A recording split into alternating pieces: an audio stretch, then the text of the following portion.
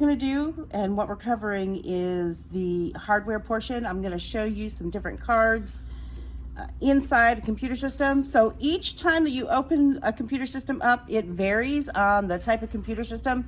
Not every computer system is going to open like this, but for these particular models, they open up on the side. In the old days, they used to have cases where you had to unscrew them. So every time that you turn around, you had to unscrew cases. And that's not so much the case anymore. Most of them are screwless cases.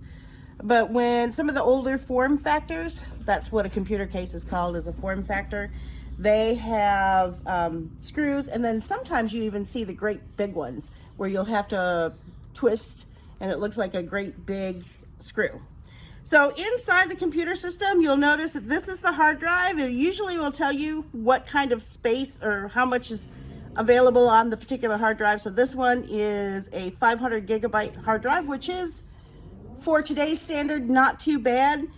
There are other drives called SSDs, which we'll cover later in the class, but that's called a solid state drive, and though they have no movement inside, they don't have the little platters like these hard drives do. Little hard drives work with platters, and the solid state drives do not have the moving parts, so they last a little bit longer. So this right here is what we call the heat sink. That's right directly above the central processing unit. The CPU is considered the brains of the computer system. So that's something you should probably always remember, is that the CPU is the brains. Here is the heat sink, and then there's a case fan, a fan that goes right on top of that to kind of give it some little extra. And then of course it blows air out.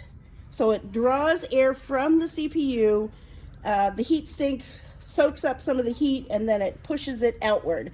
So there's different types of CPUs if you want to follow me, and you can put the camera on me too. So right here, let me show you, is what it looks like underneath. So this is a central processing unit. That's pretty much what it looks like underneath the heat sink. All right, so we're going to go back. And we have what we call external cards. These are PCI slots. And the smaller ones that you see in here, this little tiny black one is called a PCIe. So it's the PCIe or Express. And what you do is you put external cards in here. So for instance, this is an external video card. It works a lot better than the onboard video card that comes with this computer system. Sometimes some people, if you really want a lot of nice sound, let's say you've got a home theater system, then you might want to put an external sound card in there so that you have better sound. Most people usually, though, pretty much use this for video cards. All right, in here is the internal, not the internal, but it is the memory chips. So let me pull one out here. This is your standard memory chip. One thing to note is try not to touch the gold part right here. You always want to kind of grab it on the sides, because what happens is if you have some kind of static electricity and you press that or touch that, then it'll shock it and then you'll destroy the card. So most cards have little stickers on here. It'll tell you what kind of memory this is. This is a 4 gigabyte stick, and it's PC3 12800U.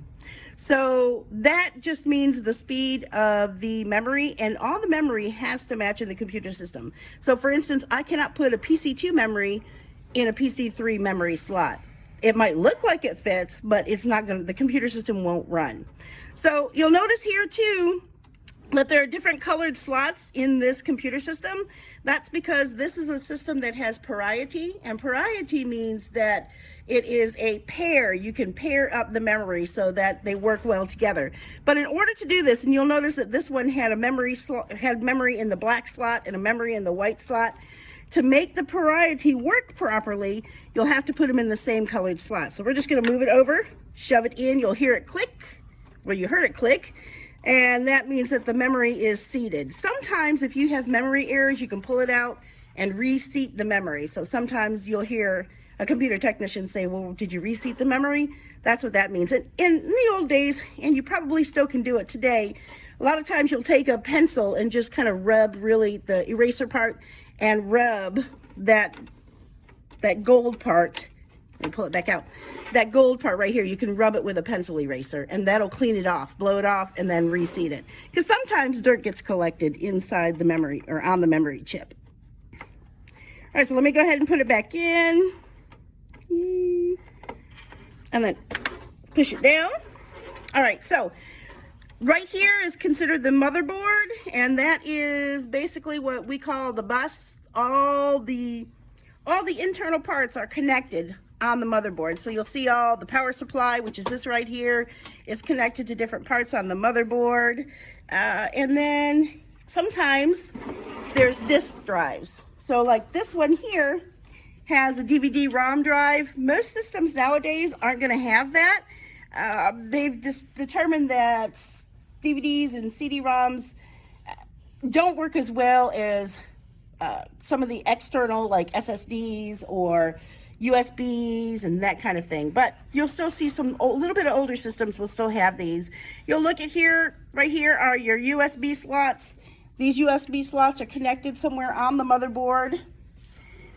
And when you see here, when you see something blue, generally that means that it is a USB 3 or a higher level or a faster USB. All right, so I'm going to turn this around. Right in here, when you look at this, this is called the CMOS battery. In the old days, you used to be able to pull the battery out and it would entirely reset the system. But nowadays, all it's really used for is to keep the clock in your computer system.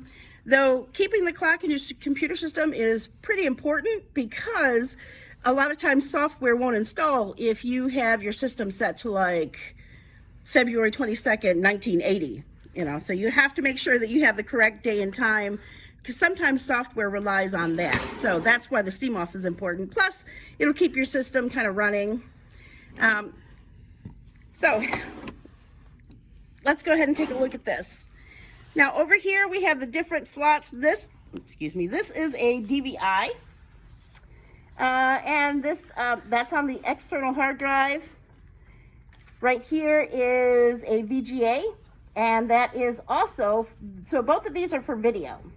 You'll also, there's a D port here, and I don't see an HDMI. And so that's just the different types of videos that run. This is where your power cables are, your power supply, air blows out through the power supply.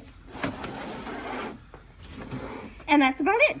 So if you have any questions, just let me know. That is pretty much the internal parts of a computer system.